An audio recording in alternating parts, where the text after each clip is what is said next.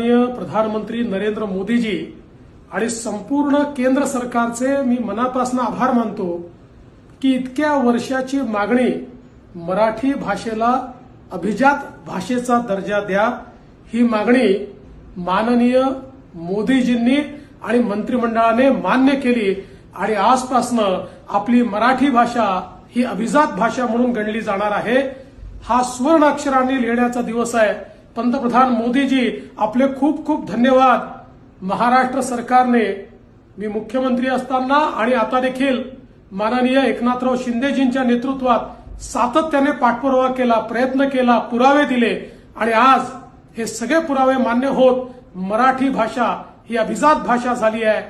महाराष्ट्राच्या 12 कोटी जनतेच्या वतीनं आणि जगभरातल्या मराठी माणसाच्या वतीनं मी पंतप्रधान मोदीजींचे मनापासून आभार मानतो। माननीय उपमुख्यमंत्री देवेंद्र फडणवीस यांनी मराठी भाषेला शास्त्रीय भाषेचा दर्जा दिलेला, याबद्दल तुम्ही काय बोलू इच्छिता?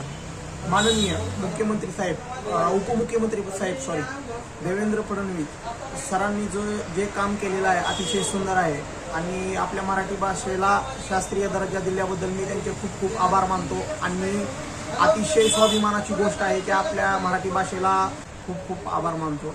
थँक्यू। माननीय देवेंद्र फडणवीस यांनी मराठी भाषेला शास्त्रीय भाषेचा दर्जा दिलेला, याबद्दल तुम्हाला काय वाटतंय? माननीय मुख्यमंत्री देवेंद्र फडणवीसने मराठी भाषेला शासकीय भाषेचा दर्जा दिल्याबद्दल खूप खूप आभार व्यक्त करतो। उपमुख्यमंत्री माननीय देवेंद्र फडणवीस यांनी मराठी भाषेला शास्त्रीय भाषेचा दर्जा दिलेला, याबद्दल तुम्ही काय बोलू इच्छिता? त्यांनी घेतलेला निर्णय हे योग्य वाटतं।